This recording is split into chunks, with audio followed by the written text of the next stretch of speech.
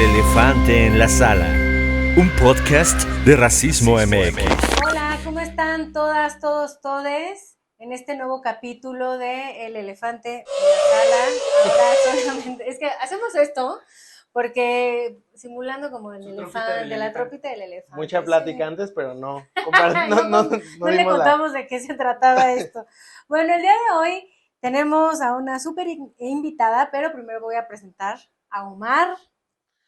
Oli, que me dieron chance de estar en otro episodio, así es que, es más, ahora no nos va a acompañar Ángeles y Otto, No, pero no pudieron. pues es que lo pidieron en los comentarios y Ni me modo. invitaron otra vez. Ni modo, quisieron que no estuvieran nosotros, no es cierto. No es cierto. Pero bueno, y también nos acompaña Nicté Chávez. Nicté, bueno, yo tengo aquí una biografía tuya. No sé si quieres que yo la lea o más bien tú te presentas. Siempre he pensado que es más fácil cuando se presenta la propia persona. Bueno, dale, mejor tú. Pues, en general, pues yo soy Nicté Chávez, mis pronombres son ella y todos los femeninos. Pues soy experta en temas de recursos humanos desde hace como 15 años, consultora de diversidad, equidad e inclusión. Y desde hace 2 años estoy rankeada como uno de los 100 líderes más importantes de la comunidad LGBT en México por el MIT Sloan. Y también soy LinkedIn Top Voice por ser creadora de contenido para esta red social en temas de diversidad e inclusión.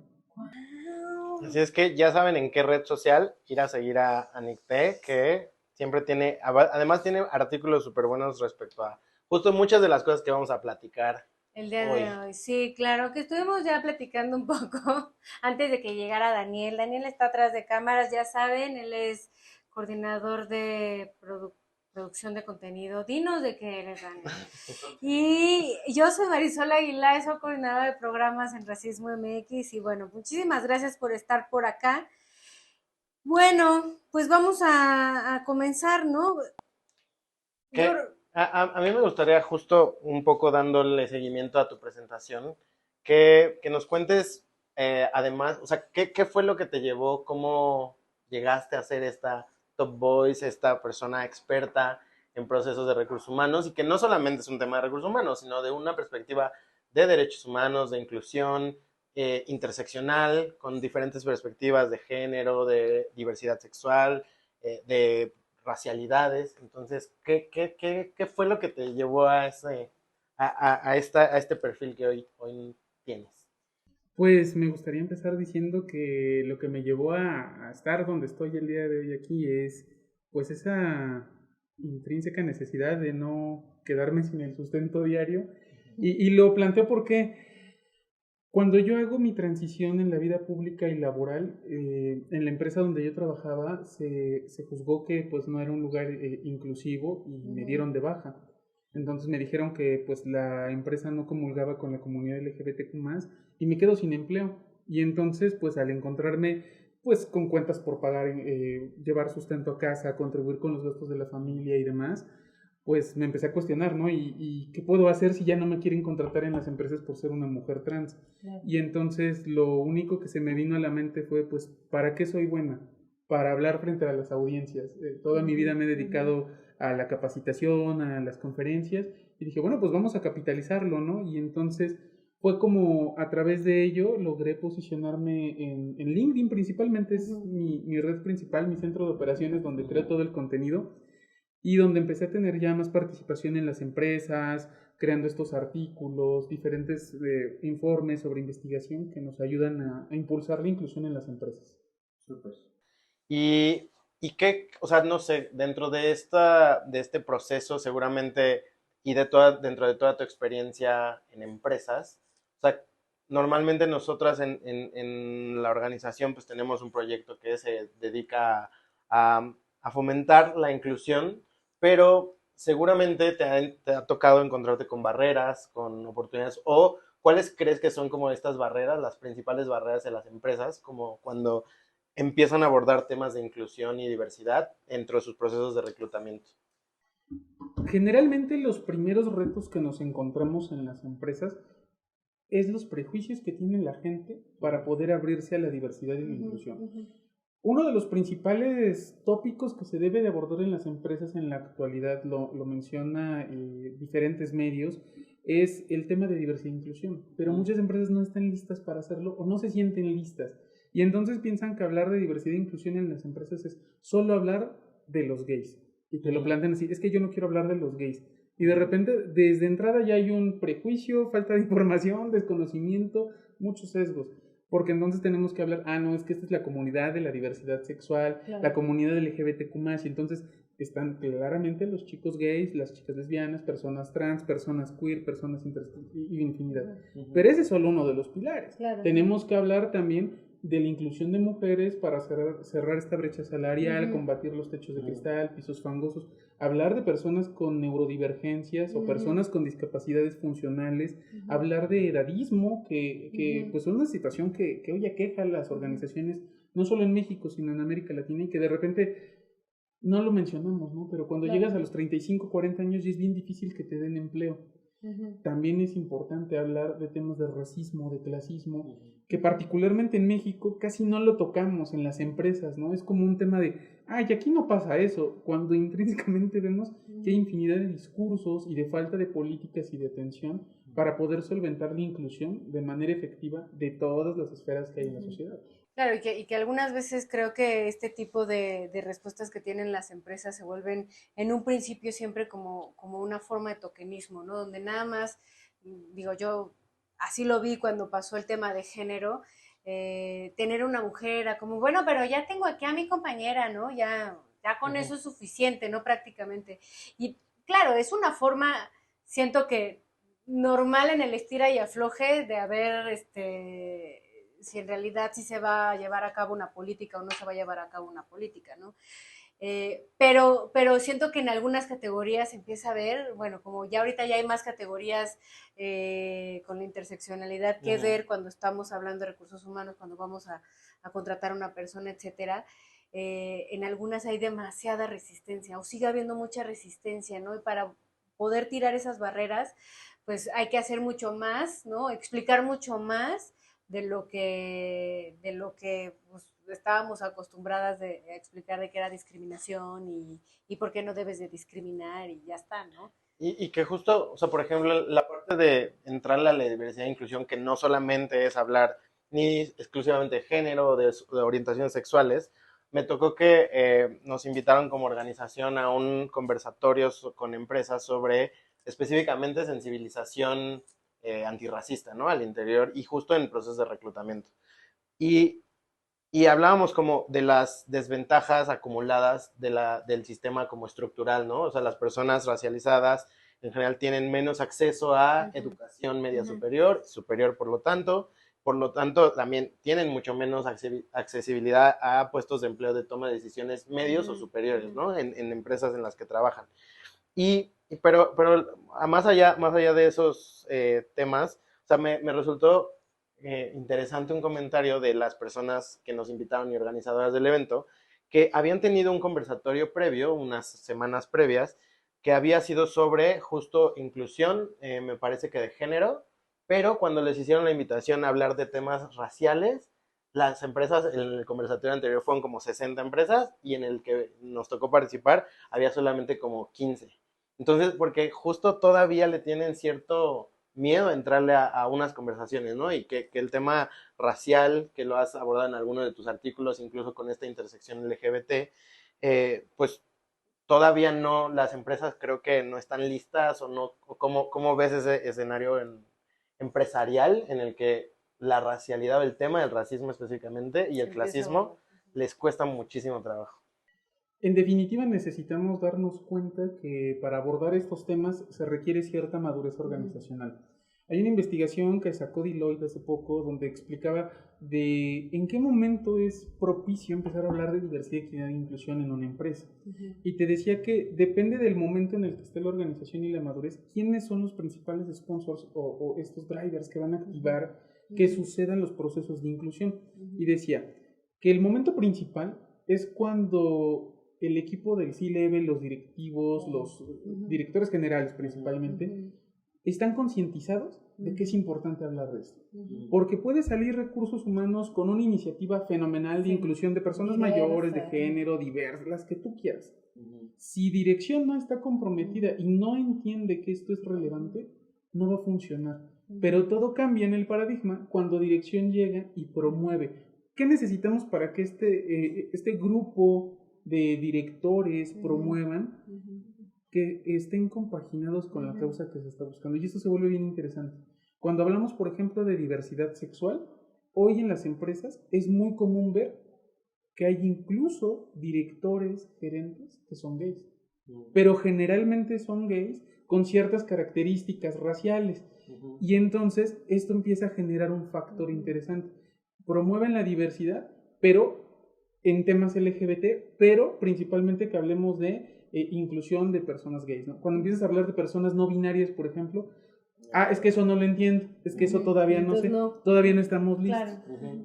Y viene de lo mismo que hablábamos con esta parte del tokenismo, ¿no? Cuando decimos, por ejemplo, sobre tener cuotas, vamos a tener una empresa que tenga el 50% de mujeres.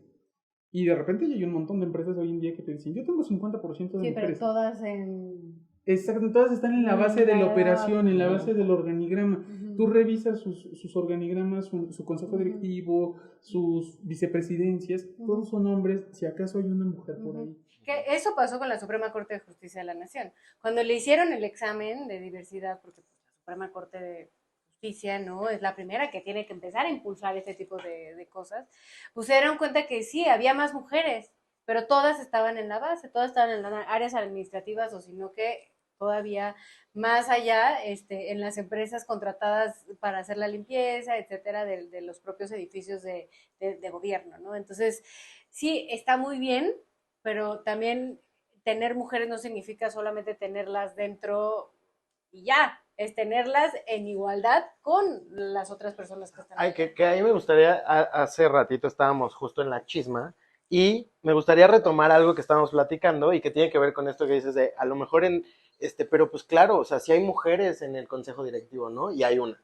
O sea, ¿qué pasa cuando esas acciones se usan para decir, bueno, es que ella sí pudo, ella le echó ganas, y entonces por eso llegó a esa posición? Pero, ¿y entonces qué quiere decir? ¿Que las otras mujeres no le pusieron ganas? Que, o sea, también tiene que ver con esta cultura muchas veces meritocrática que existe no solamente en las empresas, sino en general en la sociedad, pero que muchas veces pensamos o tomamos como estos casos excepcionales, como ya hay inclusión, ya dejamos entrar a un hombre gay, ya dejamos entrar a una mujer al consejo directivo, y entonces, por lo tanto, el consejo directivo ya es diverso, ¿no? O sea, como estos casos excepcionales que por tomarlos en cuenta o por generar cuotas, que ahí las cuotas también son un tema interesante, ¿no? Como estos mecanismos para generar espacios que sean realmente ocupados por personas de la diversidad, pero que también de repente se convierten en cajas que limitan y que dicen, bueno, yo ya la cumplí y entonces hasta ahí me quedo. Es muy importante lo que mencionas. Principalmente vamos a dividir la respuesta en dos universos. El primero sobre la meritocracia. En definitiva, bien comentas, son casos excepcionales y ahí hay que dejar algo en claro.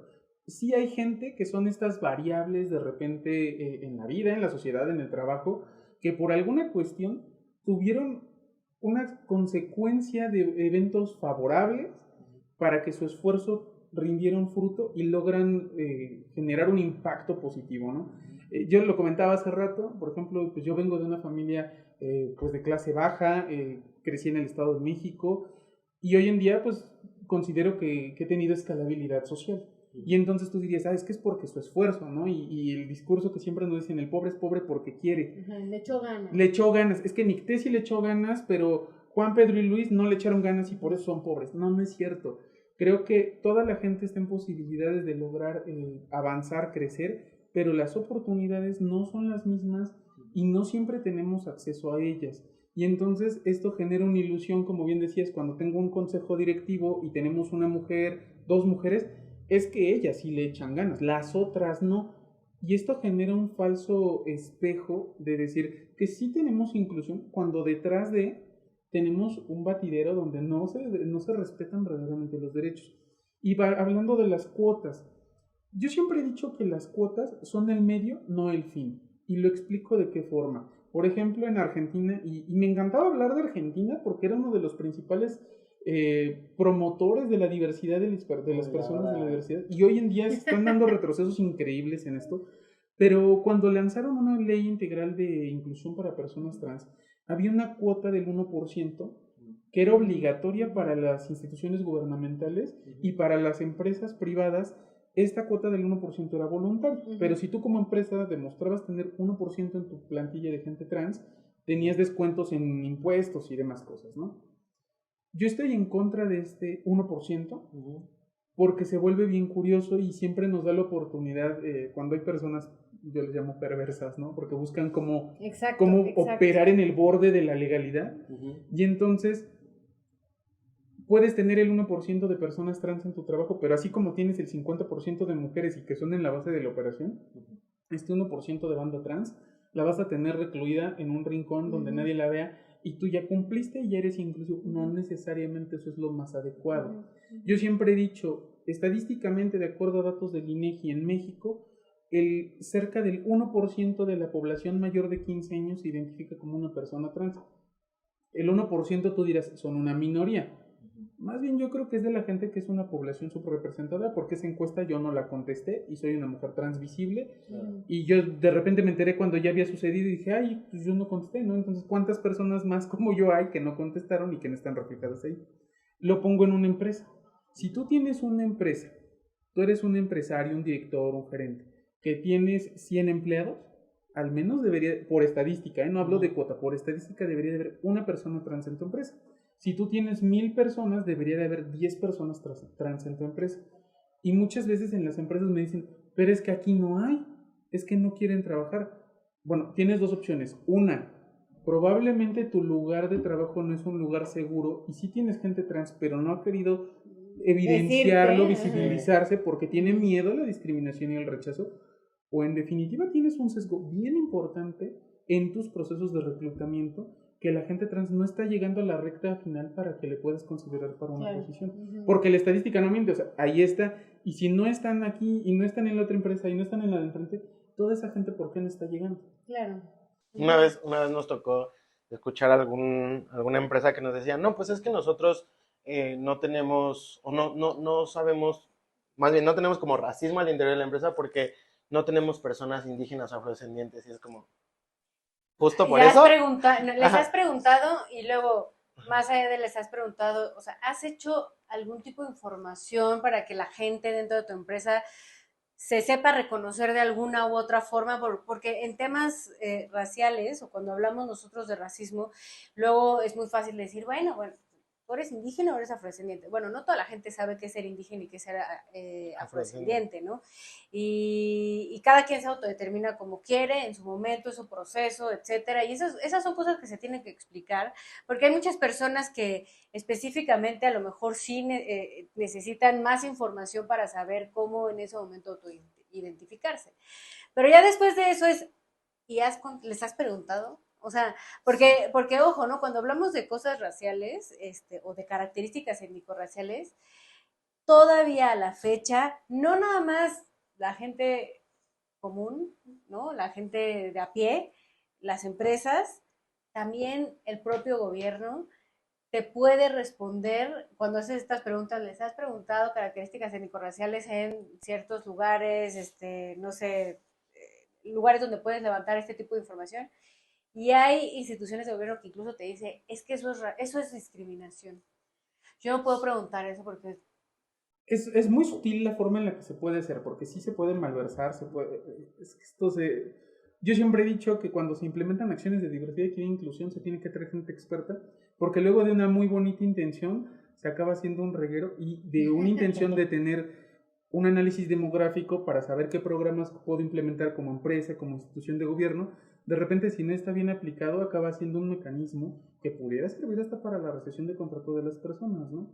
Entonces, sí se puede hacer, hay varios mecanismos que se pueden llevar a cabo desde las empresas para que esto suceda, pero hay que tener mucha meticulosidad con ello. Y aquí es bien importante también analizar algo.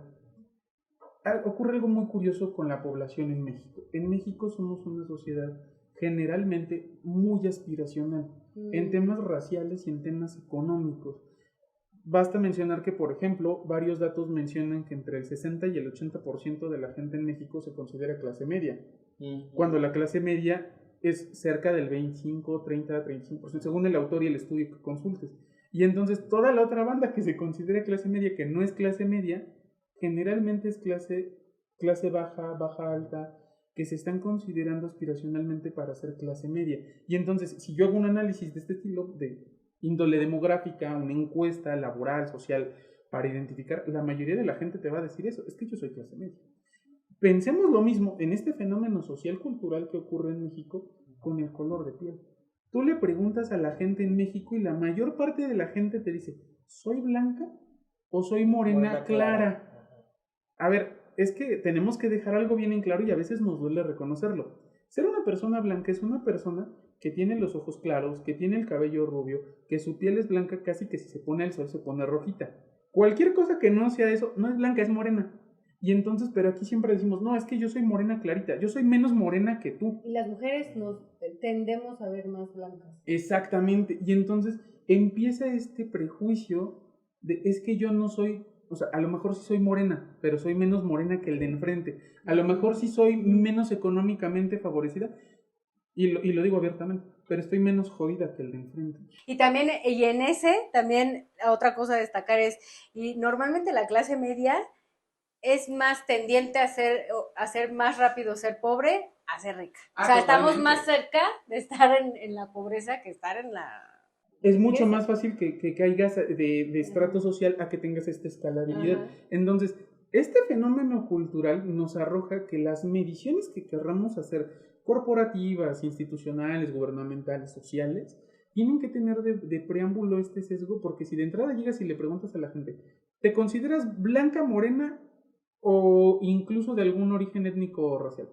Te van a decir que no, porque tienen este sesgo. Pero fíjate, es algo bien interesante. Yo refiero a este fenómeno como el fenómeno de la ignorancia. Y a veces la gente también malversa la palabra y dicen, ay, me dijo ignorante. No, es que a ver, hay que entender que desde esta perspectiva, como yo lo visualizo, la ignorancia tiene dos conceptos. Uno, eres ignorante porque ignoras los significados, las realidades. ¿Por qué la ignoras? Porque no sabes. Pudiera ser que tienes falta de acceso a información que te hace que lo ignores. Y la otra es un tema actitudinal. Cuando no lo quiero ver y volteas el rostro y no me quiero dar cuenta de esto. Esto es bien importante, porque cuando hablamos de esto, por ejemplo en una empresa, llegamos con un director y le dices, vamos a lanzar una estrategia de diversidad porque tu empresa lo necesita, porque no tienes diversidad cultural, racial, etnográfica y demás, te dice, no, aquí no hay de eso. Y entonces te refiere, es ignorante porque no sabe que está generando acciones políticas discriminantes, o no lo sabe porque no lo quiere voltear a ver. Sí, es como el color blindness, ¿no? O sea, que nosotros hablamos luego mucho sobre eso, ¿no? Como, aquí no se discrimina, yo no veo colores, ¿no? Porque aquí no se discrimina, entonces yo no veo colores ni nada de eso, yo contraté a Omar porque él sabe mucho, ¿no? Y no es así. Es que sí tienes que ver los colores, ¿no? Sí tienes que ver la diversidad, precisamente porque a partir de eso es como te tienes que empezar a organizar como equipo, ver quién tiene qué, quién sabe qué, quién tiene un contexto así, no sé, ¿no? O sea, a partir de cierto conocimiento puedes crear una buena empresa, una empresa realmente diversa. Sí, incluso lo que decíamos, ¿no? De saber que tienes empleados que se desplazan más de 2 horas a sus trabajos y que dices, no, pero pues yo les pago por lo que hacen, o sea, sin importar las condiciones en las que se tienen que trasladar, el tiempo que pierden, cuando podrían incluso tener una mayor productividad si no tuvieran que desplazarse tanto tiempo, si tuvieran que, no sé, o sea, como estas relaciones entre lo que platicamos también un poquito antes, ¿no? Las prestaciones o los beneficios de acuerdo a las posiciones en vez de acuerdo a los contextos que las personas requieren o que se puedan hacer como, pues no sé qué tan fácil sea también, o sea, tener como estas flexibilidades de entender los contextos y poder eso, o sea, no necesariamente hacer excepciones, sino ser flexibles en la funcionalidad o en la, no sé, como... Es que tiene que ver, fíjate que lo estás bosquejando bastante bien. Y lo tenemos aquí en la mesa, es como el elefante dentro de la sala, y aquí está el elefante, y ahí está, ¿no? Ya nada más vamos a ponerle nombre al elefante. A veces pensamos Y me gusta mucho hablar de interseccionalidad. A veces lo que la gente piensa, y voy a hablar de la gente corporativa, de la gente de directores. Yo no quiero hablar de interseccionalidad porque esto es per se hablar de privilegio y entonces yo soy la mala persona de la vida porque yo nací con una posición acomodada y tal. No, hablar de interseccionalidad y de privilegio nos pone sobre la mesa una situación y nos permite analizarla de una manera más compleja. ¿A qué voy con esto? La mayoría de las empresas, les voy a contar, hubo una vez que en mi labor de consultora llega una empresa muy feliz y me dice, Nicté, estamos muy felices, nos autorizaron 5 millones en el presupuesto, ya vamos a lanzar baños neutros en toda la empresa. Y yo le decía, oye, está buenísimo, qué genial. Oye, van a entrar? ¿Y por qué quieres 5 millones para hacer baños neutros en toda la empresa? Pues porque somos una empresa inclusiva. Oye, está buenísima tu estrategia. Pero, a ver, de entrada, ¿tienes personas trans no binarias? Sí, 2. ¿Y vas a hacer baños en todos los pisos? No, ahorita nada más en el piso 10. ¿Y por qué los demás? No, pues es que los contratistas y demás. Oye, pero ¿y los otros 6 pisos, 7 pisos que tienes? O sea, si la persona trans en cuestión está en el piso 3 y el baño está en el piso 10, no puede ir a ningún otro baño porque su baño es el del 10. Subir 7 pisos para ir al baño. Exacto, ¿no? Y se empieza a cuestionar, o sea, entonces está mal. Le digo, es que hay que dimensionar otra vez. Las acciones de inclusión no tienen que ver nada más exclusivamente con los recursos materiales que se tienen. Tiene que ver con la empatía. ¿Por qué no, en vez de gastarte 5 millones en hacer un baño o 10 baños o 15 baños, por qué no mejor capacitas a tu gente, la sensibilizas y todos los baños que sean neutros? Eso ya pasa en las casas, en las cafeterías, hasta en los antros. Yo en mi casa tengo 2 baños, ¿no? Y pues voy al baño que me agarra cerca, ¿no? No es como que... No es como que no. voy a ir al del tercer piso porque Este no es mi baño. Porque este no es mi baño. Entonces, eso debería de suceder. Y me decía, oye, pero imagínate qué tal que los hombres le hacen algo a las mujeres. No, pero esa bueno, es otra cosa. Esa es otra cosa. Entonces me preocuparé más qué perfiles estás contratando, que se vuelve un lugar no seguro para que las mujeres podamos ir al baño. No, y también ahorita que estabas diciendo, yo pensaba, bueno, y ya le preguntaron a esas 2 personas si quieren un baño neutro o por qué no pueden entrar al de mujeres porque o entonces al de hombres. esa acción con la intención de incluir se vuelve una acción barato. que segrega, porque entonces eso ya se vivió en la época del apartheid, donde a las personas racializadas les tocaba ir a otro baño con otras condiciones y las personas blancas iban al baño chido, ¿no? Al baño cool. Entonces, pensando en esto, donde había papel, ¿no? Entonces, pensando en esto, todas las acciones van sobre lo mismo. Hablábamos de los trayectos. Obviamente, al director, al manager que vive a 10 minutos caminando del corporativo en Polanco, pues siempre va a llegar temprano, o probablemente siempre va a llegar temprano. Le va a incomodar que Juan Pérez llegue 9:15 todos los días. Sí, pero Juan Pérez vive en Ecatepec, toma una combi, luego el metro, luego otra combi, luego camina, y se hace 2 horas, 2 horas y media para llegar. Y se vuelve es exponencial. Si sales a las 6, llegas a tiempo. Si sales 6:10, ya llegaste 1 hora después. O sea, es increíble esto que ocurre. Pero no lo sabes hasta que no lo vives. Claro. Y entonces, vamos ahora con las personas con discapacidad. Las empresas hoy en día, todo el mundo quiere poner rampas para personas con discapacidad. ¿Para qué? Para hacer una empresa inclusiva, para que puedan venir personas con discapacidad motriz o movilidad limitada a trabajar dentro de la empresa. Y mi pregunta es, ¿para qué? Para que sea un lugar seguro. ¿Y tú crees que hay un lugar, cuál crees que sea el lugar más seguro para una persona con movilidad limitada en todo el mundo? Su casa. Porque ya la conoce, porque tiene las condiciones que propiamente y su familia le han adaptado para que se pueda desplazar. ¿Qué afán tienes tú de que una persona vaya a un corporativo en Reforma, que se suba al metro, que se suba al camino? Porque tú tienes rampas. Sí, pero toda la ciudad no las tiene. O hay varios lugares donde no se tienen. ¿No sería más fácil que capacite a tus líderes en que sepan cómo gestionar equipos a distancia y que la persona trabaje desde su casa? ¿A poco eso se puede? ¿Ves cómo de repente es un tema más de empatía? A mí el otro día, ya para cerrar la idea, ¿no? Me decían, es que la verdadera inclusión, cuando llegabas, hasta salía un meme de esto, ¿no? Que llegan a un restaurante y le dice la hostess, bienvenides. Esta no es inclusión sería tener menús en braille. Y yo les decía, a ver, otra vez, quitémonos de esto. ¿Sí sabías que la mayor parte de la población ciega en México no sabe leer braille? Porque yo trabajé en una escuela de educación especial del gobierno y había un solo libro en braille y el docente no sabía leer braille. Y entonces, ¿qué haces? ¿Cómo les enseñas? Eso, otra vez pensar que la respuesta es poner en braille materiales cuando probablemente la gente no tiene acceso a ellos. Pero ¿para qué quiero un menú en braille si cuando llega la persona con discapacidad visual a un restaurante tiene todos los demás sentidos que sí pueden funcionar, como el oído, el olfato y el gusto?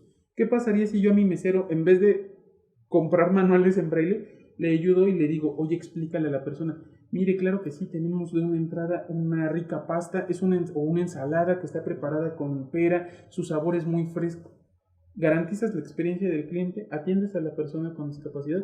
¿Y dónde hablamos del braille? En ningún momento.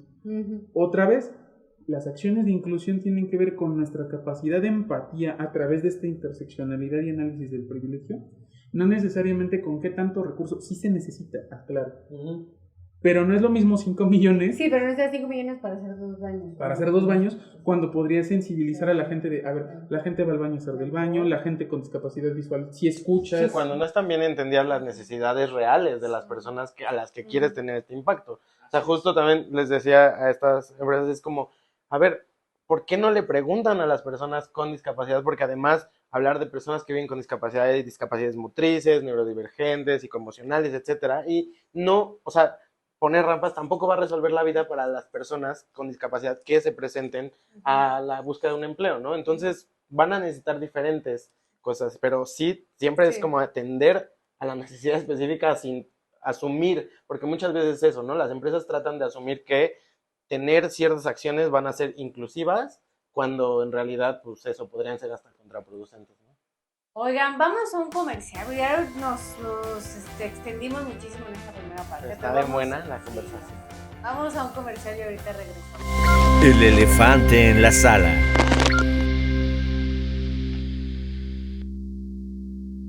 Hola, ¿qué tal? Pues aquí hay un mensaje importante para todas las empresas que están lanzándose a la búsqueda de iniciativas de diversidad, equidad e inclusión en el tema de atracción de talento. Recuerden que de parte de aquí de Racismo MX tenemos una bolsa de talento en la cual ustedes pueden ingresar para buscar perfiles de personas racializadas que ya están registradas en esta base de datos. Pueden encontrarla en la página de talento.racismo.mx. Y pues bueno, ahí es una de las oportunidades. Recuerden que el reclutamiento no solo es publicar y esperar que lleguen los candidatos, candidatas, candidates, sino también salir a buscar en lugares donde ya sabemos que las personas de diferentes interseccionalidades están buscando empleo. Muchísimas gracias y recuerden, ahí está la página para que puedan ir a buscar el talento que están esperando. Hola, ya estamos de regreso por acá. Y bueno, pues seguimos hablando de diversidad, equidad e inclusión. Aparte ya le pusieron nuevas, ¿no? Ya ahora es como belonging, que es como esta pertenencia a la empresa, y la otra es justice, ¿no? Que era como que como que las cosas que se hicieran en la empresa, y esto no sé por qué lo saqué a colación, me acordé, pero que las cosas que hicieran en la empresa pues también tuvieran cierto impacto en la justicia social, ¿no? De todas las personas. Pero bueno, hablando de inclusión, hace más de 10 años, si no mal recuerdo, en el CIDE, desde el CIDE se creó, se hizo un experimento, y lo hicieron Eva Arceo y Raimundo Campos, en donde se mandaron más de 8,000 currículums vitae con la misma experiencia profesional, ¿no? Y estudios, etcétera, pero con diferentes autoidentificaciones, ¿no? De personas, eran hombres y mujeres blancos, hombres y mujeres morenos y hombres y mujeres indígenas, ¿no? Y en este experimento midieron un poco los callbacks que había de las empresas, o sea, estas llamadas de regreso para poder concertar una entrevista. Y a pesar de que todos los currículums tenían la misma experiencia profesional y los estudios universitarios, maestría, lo que sea que hayan puesto, sí que hubo una preferencia muy específica a llamar a los hombres blancos.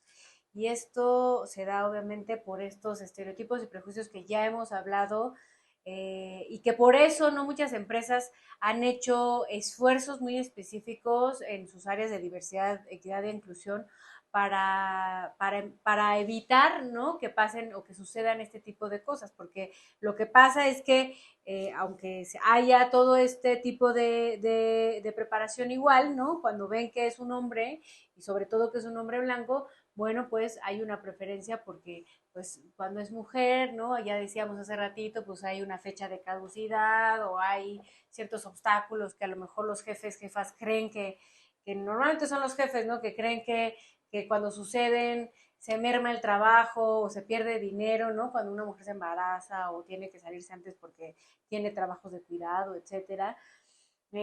O cuando hay comunidades, bueno, personas de alguna comunidad indígena, pues entonces hay otro tipo de estereotipos, ¿no? Y en muchas ocasiones hasta nos han llegado a decir como, bueno, es que no sé ni cómo voy a socializar esto con ellos, y como si fueran entes raros, especiales, yo qué sé. Entonces, en este sentido, nos contabas que en algún momento también, como parte de también tu experiencia en solicitar trabajo, en ver cómo es esto de pedir trabajo, no siendo una mujer trans, pues te has dado cuenta que ha sido algo parecido, ¿no? Sí, ha sido muy retador porque inspirada en esta investigación, yo me di a la tarea de hacer un ejercicio similar. Entonces, basta mencionar que, por ejemplo, antes de mi transición, pues bueno, yo tenía cerca de 8 o 10 años de experiencia trabajando en áreas de recursos humanos. No me gustaría decir que era el mejor perfil que había en el mercado, ¿verdad? Pero pues me defendía. Curiosamente, más o menos una vez a la semana, cada 15 días, me llegaba un mensaje por LinkedIn de algún reclutador de alguna empresa donde me ofrecía una oportunidad laboral. Y ya hasta era como de cotidiano para yo recibir los mensajes y ya de, ay, otra vez, ¿no? Pum, adiós, eliminar, o no, gracias, ¿no? Curiosamente, hoy llevo cerca de un año y medio haciendo el ejercicio de revisar, bueno, a ver, ya tengo 15 años de experiencia en recursos humanos, tengo una sólida experiencia en diversidad, equidad e inclusión. Si tú me preguntas, muchas veces, y más al rato vamos a hablar de ello, ¿no?, del malinchismo organizacional, cuando hablamos de dónde están los punteros de información, la creación de artículos sobre diversidad, equidad e inclusión en América Latina, pues NICTE está mencionada dentro de ello, ¿no? Ajá, sí. Y entonces pensaríamos que pues uno de los referentes corporativos de diversidad, equidad e inclusión debería de ser NICTE. La realidad no es así. Y entonces tú empiezas a ver todas estas empresas, estos grandes corporativos, sus áreas de diversidad e inclusión generalmente son personas que no son representantes de alguna de las poblaciones subrepresentadas. Generalmente son hombres o mujeres blancos, cisgénero, heterosexuales. Y entonces dices, oye, está muy padrísimo, se respeta muchísimo, pero creo que te va a faltar la sensibilidad y las interseccionalidades para hablar de personas con alguna neurodivergencia funcional, para hablar de personas de la comunidad LGBT, para hablar de personas racializadas, de comunidades indígenas. Y entonces, ¿qué me he encontrado? Que hoy incluso haciendo el ejercicio meramente con fines de investigación y curiosidad, me he postulado a diferentes vacantes de diversidad e inclusión, de recursos humanos, y en todas, y te hablo de empresas que están con los distintivos y certificaciones de lugares son amigables para la inclusión LGBT, inclusión general y demás, y siempre la respuesta es, no pasaste el primer filtro. Pero en todos no paso el primer filtro. Hace 2 años pasé a la primera entrevista. Cuando estoy en la primera llamada, el reclutador me dice, hola, ¿qué tal? Tu currículum buenísimo, nos encantó. Y yo, hola, soy NICTE. La expresión facial del reclutador desencajada, no sabía qué hacer porque el tono de voz no coincidía con lo que él esperaba de la imagen que reflejaba. Él esperaba una voz aguda porque veía una chica y pues escucha la vocesota de NICTE, ¿no? Se sacó de onda, no supo qué decirme, terminó la entrevista en menos de 10 minutos, me dijo, bueno, te llamamos. Y entonces ahí es donde vemos que nos hace falta sensibilizar a las áreas de recursos humanos y que empecemos a generar esa congruencia, ¿no? Porque a veces pensamos, ay, me voy a poner a estudiar de diversidad e inclusión y voy a dar un curso, voy a hablar de esto. Y no eres una persona de la comunidad LGBT, no eres mujer para hablar de equidad de género, no tienes alguna neurodivergencia, no eres una persona mayor para hablar de edadismo. Y entonces empezamos a ver que justamente estos ejercicios se vuelven una simulación. Hace falta trabajar mucho en este ejercicio de Oye, razonamiento. y esta persona que te entrevistó es el que da las capacitaciones de sensibilización dentro de su empresa, ¿no? Probablemente, y eso No. sería impactante. Y fíjate, ahí es donde yo refiero, ¿no? Hablando, me estoy brincando tal vez un poco, perdón si lo hago, No. Dale. sobre el malinchismo organizacional. Es que creo que entra medularmente Perfecto. donde lo estamos hablando. A veces pensamos, y este es un mal organizacional, que el conocimiento intrínseco siempre va a ser más valioso cuando pagas por él. ¿Y a qué me refiero con esto? Hay veces en las empresas, en las organizaciones, tienes talento muy importante y prefieres pagar un proveedor de afuera para que te venga a dar una capacitación en algo que tú ya sabes hacer. Y entonces mi argumento en este artículo que publiqué, que se llama Malinchismo Organizacional, refiero justo eso, en el que la mayor parte de los líderes en las empresas no valoran el talento interno que tienen. Y volvemos a lo que te decía, ¿no? A mí me da mucha risa porque me ocurrió el año pasado. Me invita a una empresa para trabajar con ella, les diseño su programa de diversidad e inclusión y me dicen, Nicté, buenísimo lo que haces, es genial. ¿No? Qué buena onda, ¿no? Como a los 15 días veo que liberan una vacante de una gerencia de diversidad, equidad e inclusión. Y yo dije, pues voy a aplicar, ¿no? Acabo de trabajar con ustedes, ya vieron que sí sé, que estoy produciendo esto. O sea, cuando tú vas y buscas una persona que sea gerente de diversidad e inclusión, seguramente te va a ir a citar alguno de los textos que yo hice, ¿no? Y entonces, la sorpresa fue que el puesto no me lo dieron. Y tú te preguntarás por qué. Categóricamente nunca dijeron, es porque es Nicté y es mujer trans, o es porque es Nicté y no es una mujer blanca, cisgénero, heterosexual, ¿no? Y entonces empiezas a ver que de repente nos hace falta esa congruencia, donde nos damos cuenta que hay mucho talento en México y que es necesario validarlo sin importar si eres hombre, si eres mujer, si eres moreno, si eres blanca, si eres gay, si eres hetero, pero nos hace falta esa madurez organizacional. Y siempre estamos con esa... Te digo que en México yo considero que tenemos una cultura aspiracional bien grande, ¿no? Porque para toda parte queremos, es que me den el certificado, que me den una constancia. A mí me piden mucho, hay una labor que llevo con las empresas que es su cumplimiento ante los temas gubernamentales de capacitación. Las NOMS. No, el cumplimiento de las NOMS con la capacitación te dan una constancia que es la DC3.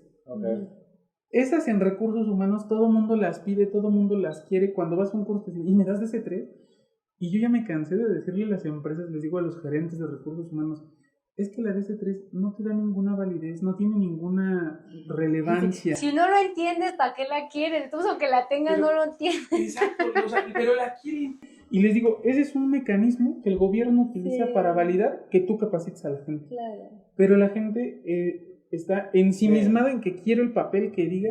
Y yo les he dicho muchas veces incluso, en mi labor como reclutadora, cuando hago headhunting para algunos clientes, yo no me fijo en tu promedio que sacaste en la carrera, porque a veces hasta te lo ponen, mención honorífica, saqué 9.5 en la carrera. Oh, qué buena onda, ¿no? Pero eso no me refleja necesariamente tu realidad laboral. O me ponen, ya tomé 50 cursos y te envían su carpeta en sí con sus constancias, sus diplomas. Y es de, sí, pero yo lo que quiero ver es tu capacidad resolutiva, tu capacidad de implementación en las empresas. En lo que menos me fijo es en tu promedio de la escuela y en cuántas constancias de cursos tienes. Y eso no tiene que ver también con el tono de piel ni nada, porque incluso, por ejemplo, hay una ley que están discutiendo en el Senado que es, pues obligar, más bien, que las empresas no reciban currículums con foto, ¿no? O sea, quitar totalmente la foto para tener, ¿no? Estos currículums ciegos y poder reclutar a gente sin importar el tono de piel. ¿Cómo se ve? Pero ojo, cuando hablamos de tono de piel, normalmente en México está súper relacionado con la clase social. Totalmente. Y entonces, obviamente, pues no vas a ver la foto, pero pues si dice Harvard, no sé qué, bla, bla, bla, pues obviamente el 90% seguro es que va a ser una persona blanca. Totalmente. Yo tengo una perspectiva respecto al currículum ciego, Ojo, a ver. No, y déjame nada más decir eso. Antes de que, para que lo opines, porque nuestra postura es que sí traiga la foto. precisamente porque si estás sensibilizado, vas a tener que escoger la foto de la persona de piel morena, Totalmente. trans, indígena, yo qué sé. Fíjate, hay un artículo que escribí que se llama la regla de reclutamiento 3-1. Esta regla explica que si, por ejemplo, nosotros tres, vamos a poner este ejemplo, ¿no? Los tres estudiamos Derecho, los tres tenemos una maestría, los tres tenemos 10 años de experiencia. En el assessment que nos hizo la empresa, salimos con un puntaje muy similar. La persona que nos está reclutando tendría que considerar aquí ya factores de inclusión. Y entonces diría, tengo un hombre cisgénero, tengo una mujer cisgénero, tengo una mujer trans. Tengo una persona, me estoy inventando el ejemplo, no digo que No. tengo una persona que es de la comunidad LGBT, tengo una persona que no es de la comunidad LGBT, tengo una persona que es de la comunidad LGBT. Y empezar a hacer un análisis de estas interseccionalidades y cuál sería la decisión tendiente hacia esto, sin caer en las cuotas. Si los tres perfiles son iguales, se lo das a la persona trans. ¿Por qué? Porque estadísticamente lo refieren diferentes artículos. El 90% de las personas trans no tienen una oportunidad laboral estable. Si a mí no me dan esta oportunidad donde llegué hasta el último filtro en tu empresa que sí se sensibilizó para esto, yo ya no voy a tener otra oportunidad laboral probablemente hasta dentro de 1 o 2 años. Las otras dos personas, aunque tengan interseccionalidades similares por el solo hecho de ser cisgénero, sí van a tener más oportunidades. Entonces, de eso trata esa regla 3-1, de empezar a identificar, a ver, no es que se lo voy a dar por ser trans, no se lo voy a dar por ser una persona negra racializada o de algún origen étnico, no se lo voy a dar por ser mujer, sino en una equidad de competencia, en un análisis objetivo, la decisión tendrá que inclinarse hacia este lado de la balanza porque es lo que tendrá que garantizar que soy una empresa inclusiva. Claro. Ahora bien, ¿qué opino yo del currículum ciego? Yo creo que es una medida interesante siempre y cuando toda la gente de la organización, el hiring manager, reclutamiento, las áreas de people, ya trabajaron en esto, ya se sensibilizaron y lo van a poder solventar. Porque de nada me sirve que te mando el CV sin foto y en la primera entrevista, como me pasó que te contaba, te truenan porque No vienes de la universidad privada. no vienes de una universidad privada, no eres una persona así, no eres blanca. Y entonces, ¿yo qué hago? Yo siempre se lo sugiero a la gente y es un mecanismo que yo uso. Pon tu foto y explica tu interseccionalidad en una breve semblanza. ¿Por qué? Yo siempre en mi CV, hasta arriba en la semblanza dice, soy una mujer trans con 15 años de experiencia en recursos humanos, tal. ¿Por qué hago esto? Porque así cuando yo envío un currículum, de entrada lo primero que va a leer el reclutador es, es una mujer trans. Si es una empresa que está sensibilizada y la gente está capacitada y es un lugar seguro, van a decir, Eso chido, y me pasan al siguiente filtro. Pero si es una empresa donde hay prejuicios, van a decir, no, es trans, pum. Y entonces a mí ya no me hacen perder tiempo. Y no es un lugar seguro para ti. No es un lugar seguro Sí. para mí. Entonces, ¿yo qué sugiero? Si es una medida interesante, creo que hay que explorarla, pero yo sí sugiero, pon tu foto y explica tu interseccionalidad y así te das cuenta si es un lugar seguro o no. Pongámoslo así, pon que, me estoy inventando, ¿no? Soy una mujer cisgénero, heterosexual, con 3 hijos. Tengo 35 años. Y observa qué preguntas te van a hacer en la entrevista. Si te preguntan con quién se quedan tus hijos, si piensas embarazarte nuevamente, si estás casada, es un lugar donde ya te estás refiriendo que hay ciertos prejuicios sobre la maternidad, sobre ser mujer y trabajar. Si tú pones que eres, por ejemplo, gay, bisexual en tu currículum y te empiezan a hacer preguntas sobre tu orientación sexual, pues probablemente es un lugar no tan seguro. Pero ahí te da la oportunidad de tu preguntar, oye, ¿tienes grupos de afinidad? ¿Tienes ERGs? ¿Hay políticas para la inclusión de las personas de la comunidad LGBT, por ejemplo? Entonces, sí es bien importante. Sí. Lo mismo pasa con la edad. Hay gente que no pone su edad en el currículum. Yo sí pongo la fecha en la que terminé la carrera, cuántos años tengo de experiencia. Digo, el reclutador que le llamó la atención va a decir, pues anda como entre los 30 a los 35. Hará sus cuentas. Hará sus cuentas. Pero hay gente que no pone esto con el tema de, pues es que ya tengo 38, ya tengo 40, ya no me van a contratar. De todas formas, cuando entres a la entrevista, si ya te ven con la patita de gallo por acá, te van a empezar a poner peros por la edad. Entonces, yo sí recomiendo, es una medida a la inversa, donde tú como persona te blindas de esas empresas que no son lugares seguros para que tú trabajes ahí. Claro.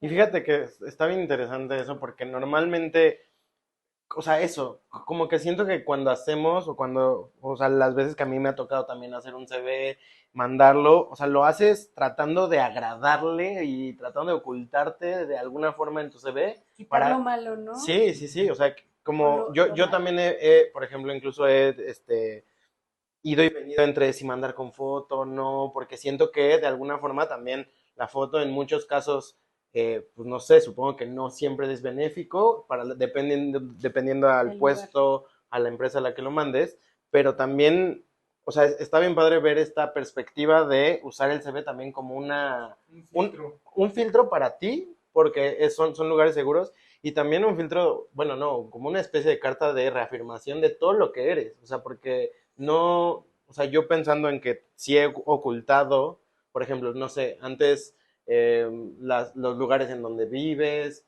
la escuela en la que estudiaste, etcétera, con tal de acceder a un empleo, creo que es un statement también o una declaración, decir que pues estas son tus características Claro. y que algo que también platico luego con estos conversatorios en los que hay, con Copred a veces también nos invitan a hablar como con empresas, pues creo que esas espacios donde normalmente puede haber prejuicios en los procesos de selección, también puede haber oportunidades, ¿no? Porque normalmente esto que decías con las mujeres que están en una etapa de maternidad, o sea, se tiene esta idea de que no son que le van a dedicar más tiempo a sus hijos, que no van a hacer o cumplir con las responsabilidades de la empresa, cuando al contrario, incluso se han demostrado en estudios que son personas todavía mucho más productivas que incluso en etapas en las que no están en una situación de maternidad. Pero pues eso, o sea, hay como momentos que explorar y decir como con claridad cuál es tu situación, también tiene como sus beneficios siempre y cuando el problema creo que es siempre y cuando la empresa esté sensibilizada. Y llegar a ese punto es, pues en México, sobre todo, por ejemplo, y también hablando a lo mejor de empresas transnacionales o que tienen sedes internacionalmente, a empresas o más de tamaños menores o familiares, también es bien complicado que ellas confíen en la inclusión y en la diversidad, ¿no? Totalmente, y creo que ya es la labor que queda del lado de los directores, los empresarios, el abrirse a la diversidad. Hay una frase que siempre dicen en las áreas de sistemas, sobre todo, ¿no? Si funciona, no le muevas. No, no es cierto. Al contrario, si funciona, el proceso de mejora continua es cómo hago que esto sea más eficiente, cómo hago que esto sea más rápido y que me cueste menos. Y entonces pensemos en que trabajar, imagina que les damos unas piezas de Lego ahorita a todos y te doy solo piezas rojas y todas son cuadradas de 2 puntos. Lo único que vas a poder hacer es lo que está limitado a tus piezas cuadradas rojas de 2 puntos. Pero si empezamos a abrirnos a la diversidad, resulta que yo a ti te doy una bolsa con amarillas, triángulos, verdes, yo tengo unas azules, puedes construir más. La diversidad implica eso y darnos cuenta de que si tú te juntas con puros jóvenes, chicos, que todos les gusta el fútbol, que todos le van a la América, seguramente todo lo que tú entiendas y todo lo que entienda tu círculo social va a estar limitado por esa realidad. ¿Por qué no entonces buscamos relacionarnos con una chica que nos hable, por ejemplo, del anime, con una persona no binaria que nos platique de los cómics, con una persona que nos platique de los videojuegos? Y entonces nos damos cuenta que el universo va más allá del fútbol, del partido político, de la charla rancia de todos los lunes, de si Checo Pérez ganó o no ganó en la Fórmula 1. No está mal, qué buena onda, pero el tener diversidad de ideas nos hace salirnos de este loop eterno de donde estamos resonando sobre las mismas historias. Lo mismo te hace en redes sociales. Te ponen lo que te mantiene en redes y entonces, si a ti te gusta ver sobre tu candidato presidencial de preferencia, sobre tu partido político de preferencia, solo vas a ver información de eso, pero te estás perdiendo de todo lo que ocurre en otros contextos. Entonces, mi impresión siempre es, si eres director, si eres líder, relaciónate con gente que piense distinta a ti, que te rete, para que no te quedes con esa ceguera de taller. Que rompas la caja de resonancia también Claro. en el talento, porque incluso ya hay hasta estudios que desafortunadamente no se han hecho en México, pero que demuestran que la diversidad incrementa la productividad, incrementa la innovación al interior de las empresas, justo por esto, porque tienen diferentes perspectivas, traen otras realidades a la mesa que pueden ayudar a solventar un problema que antes estaba resolviendo de una forma muy básica, pero si le dan la vuelta con otra perspectiva, no sé, de un saber diferente, pues hay un enriquecimiento de esa solución, ¿no? Pues bueno, amigas, creo que estamos llegando al final. Yo me quedo con esto de que sí, la parte siempre más arriba de las empresas es quien tiene que ser el principalmente sensibilizado, y porque a partir de ahí sí van a jalar bien pues las estrategias de diversidad e inclusión que haya en una empresa, ¿no? O sea, si nada más vamos a poner un área de diversidad e inclusión para cumplir, yo creo que por ahí nada va a cuajar y todo va a seguir exactamente igual, no vamos a ver esos cambios. Pero yo quisiera saber cuáles son sus comentarios finales. No sé si sea a lo mejor un cuestionamiento, una reflexión, ¿no? Que nos llevemos el día de hoy para cerrar este capítulo. Pues no sé, yo les invitaría a todas, todos y todes que, o sea, que promuevan la diversidad al interior de sus espacios laborales. O sea, algo que creemos desde la organización, no solamente en términos raciales, es que los espacios laborales son claves dentro del entramado social para generar un cambio, ¿no? Los espacios laborales en los que se fomenta la diversidad son en donde aprendes cosas y las llevas a otros espacios de tu vida personal, y ahí empiezas también como a difundir un poco cómo es trabajar con una persona que vive con discapacidad, cómo es trabajar con una persona trans, cómo es trabajar con las N,000 características que nos hacen personas, y eso es como muy enriquecedor cuando lo llevas fuera del trabajo, ¿no? También, entonces, motivarles a que también levanten la mano, ¿no? En sus equipos de trabajo, decir, oye, ¿por qué no estamos trabajando? ¿Por qué no hay más diversidad en el espacio laboral? Y que evidentemente pues las personas en los consejos directivos pues sean quienes también promuevan esto, pero todas en sus espacios. Yo mi recomendación va en dos vertientes. A las personas intenten vivir de la manera más transparente que puedan.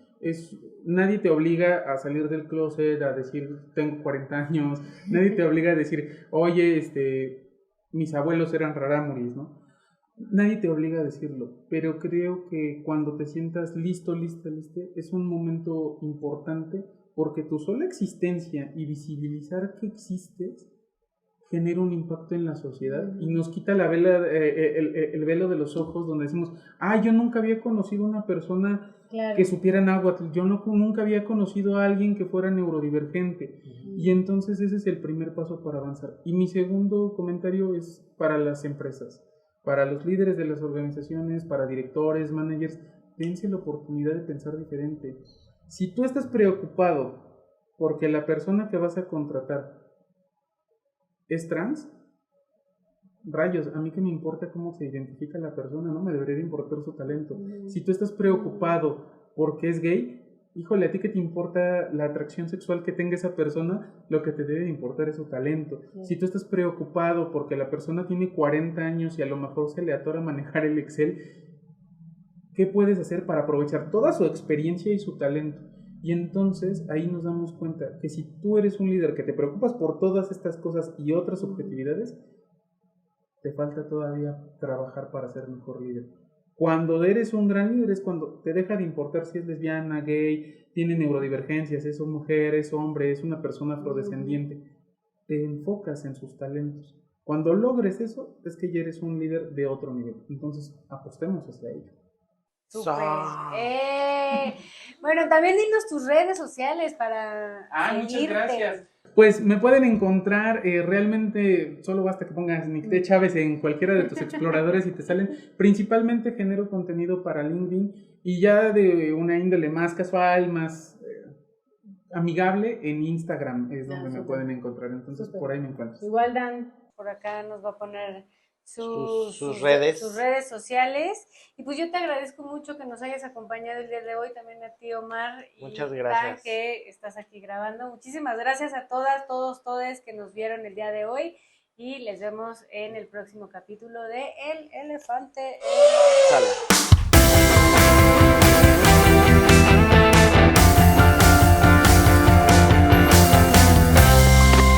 Hasta la próxima.